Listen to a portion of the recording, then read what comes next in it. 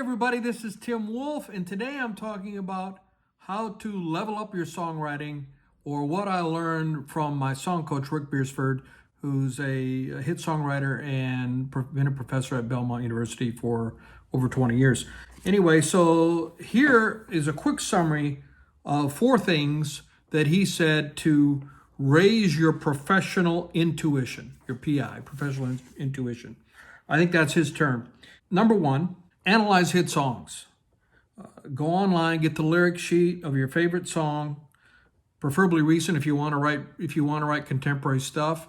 That's very important. And analyze the song, tear it apart. Where's the highest note? Where's the lowest note? What are the chords? What's the progression?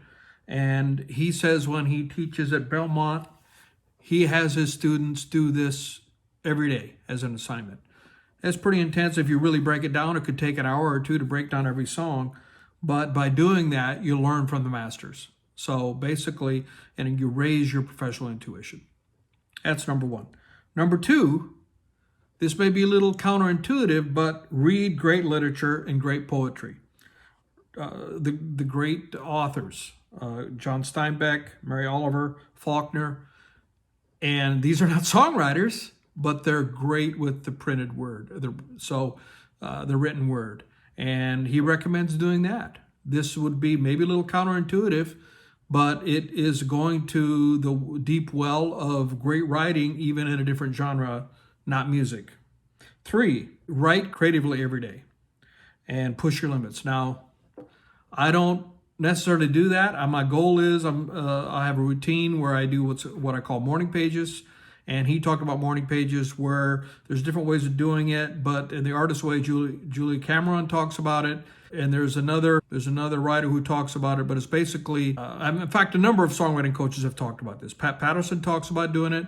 It's where some say you have to do it right away when you get up. Basically, vomit on the page. You just let the pen go, and the pen on the page, some say you fill so many pages. Some say you go for 10 minutes or whatever. So what Rick recommended is go for 10 minutes. And that's what I do. I set a timer for 10 minutes and I just write, and I don't care what I'm writing. It could be garbage, but I just let the pen take over and basically throwing up on the page. And I often don't even go back and read it. Now, if I think there's some interesting things there, sometimes there'll be a turn of phrase that'll surprise me, and I'll underline the key parts. In fact, that's what Rick said. You should do it, and you can't go back. Those are the rules. You can't cross anything out, and you can't be doing any rhyming. But you just write, and then you go back and read it. And if there are really cool lines in there, you take them. And what I do is I put them in my hook book, and I have a book of great lines that I later on go back and can use when I'm trying to write a song. So, number 4.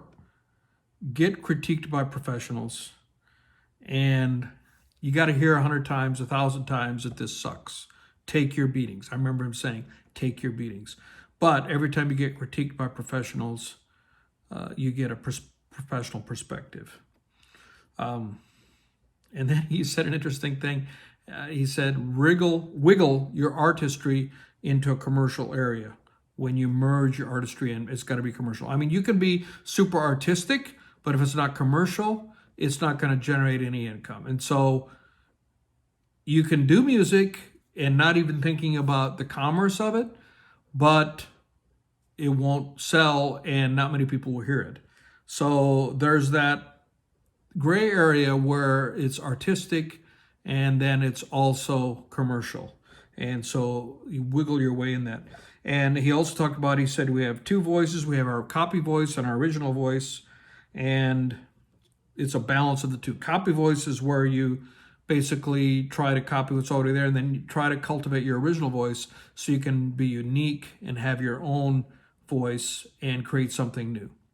So I remember hearing a influential writer, I don't remember his name at the moment, but he was at Vanderbilt, and he talked about, he had won many awards, and he was in his 70s, and he said, I don't follow trends, I make trends. And I love that, because that's kind of an attitude that I want to follow.